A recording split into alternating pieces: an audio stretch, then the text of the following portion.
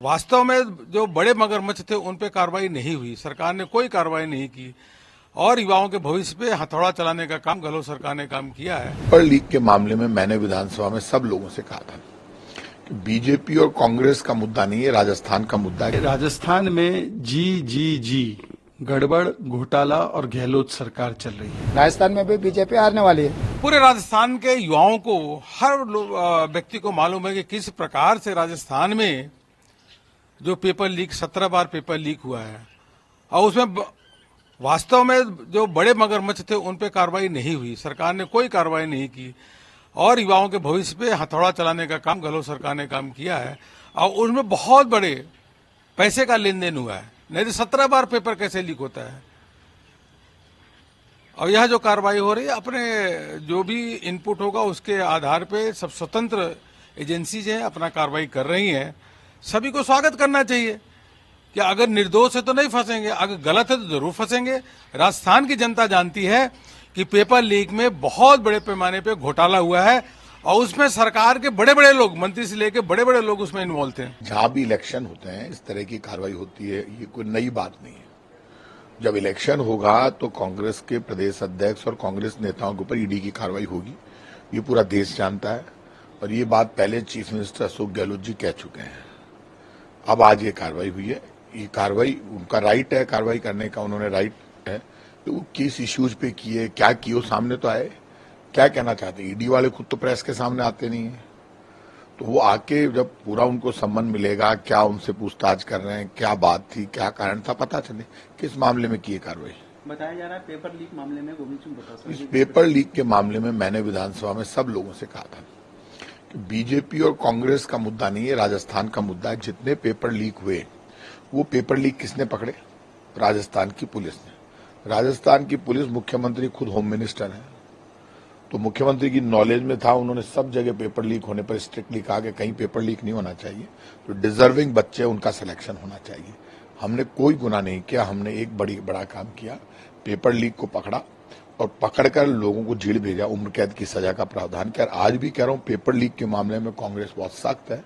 कांग्रेस की सरकार देश में पहली ऐसी सरकार जिसने पेपर लीक में सबसे ज्यादा कार्रवाई की है, करप्शन में सबसे ज्यादा कार्रवाई की है। हमारी कार्रवाई लगातार जारी रहेगी। राजस्थान में जी गड़बड़ घोटाला और गहलोत सरकार चल रही है और मुझे लगता है कि आजादी के बाद सबसे भ्रष्ट सरकार बनने का अगर किसी को लेबल लगेगा तो वो इसी सरकार को लगेगा। ऐसा कौन सा विभाग है जहां पर गहलोत सरकार ने भ्रष्टाचार नहीं किया है? खनन विभाग हो तो वहां पर घोटाला, खनन माफिया, खनन मंत्री को उन्हीं के विधायक कहते हैं। रेड डायरी ऑफ करप्शन हो, ट्रांसफर पोस्टिंग घोटाला हो, जल जीवन मिशन में घोटाला हो या पेपर लीक घोटाला हो, 17 से अधिक पेपर लीक हुए। जो पेपर लीक के सारे मास्टरमाइंड थे, उनके लिंक, उनके तार कांग्रेसियों से जुड़ते हैं। गोपाल केसावत कौन है? सुरेश ढाका को सलमान खुर्शीद क्या संरक्षण देने नहीं गए थे क्या ये सच नहीं है कि आरपीएससी के सदस्य जो गिरफ्तार हुए वो गहलोत सरकार ने ही नियुक्त किए थे? पैसों की लेन देन, पैसा देना, मेंबर बनना, पैसा लेना, पेपर लीक करना, ये सारा खेल जो है आज पब्लिक डोमेन में सामने आ चुका है। और इसके पीछे किसका हाथ था, किसका संरक्षण था? जो गोविंद सिंह डोटासरा भी है, उनके भी परिवारजन जो है, एक प्रकार से किस प्रकार का लाभ उनको मिला है वो भी सामने आया है। आरएएस की एग्जाम होती है, जो लिखित परीक्षा होती है, उसमें टॉप करने वाले लोगों को जितने अंक इंटरव्यू में नहीं मिलते, उससे ज्यादा उनके परिवारजनों को मिलते हैं, समान अंक मिल जाते हैं। क्या ये सारी चीजें सहयोग थी? आज देखिए, एजेंसीज जांच कर रही है और जांच करने की भी क्या आवश्यकता है? जहां पर आप नजर घुमाओ राजस्थान में, आपको भ्रष्टाचार के प्रमाण मिल जाते हैं। कभी सोने की ईंटें योजना भवन में मिलती हैं, कभी नोट की पर्चियां कहीं मिल जाती हैं, कहीं चांदी निकल रहा है, कहीं पैसों की गड्डी निकल रही है लॉकर से। तो भ्रष्टाचार के प्रमाण तो आपके सामने है राजस्थान में, जो 4.5-5 साल भ्रष्टाचार किया गया है।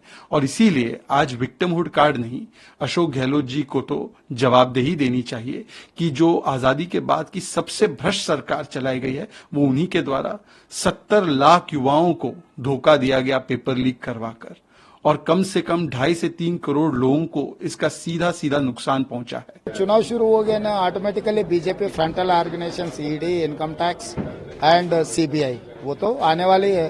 पहले से इससे पहले भी मैं मीडिया इसमें बोला आइस आर नाइस। आइस का मतलब इनकम टैक्स, सीबीआई, ईडी, और otherwise nice narcotics, income tax, CBI, ED.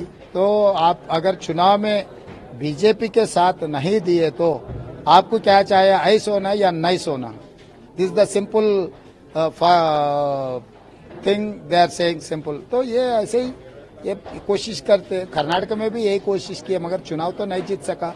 Rajasthan में भी ये कोशिश जारी रहेंगे, राजस्थान में भी बीजेपी हारने वाली है।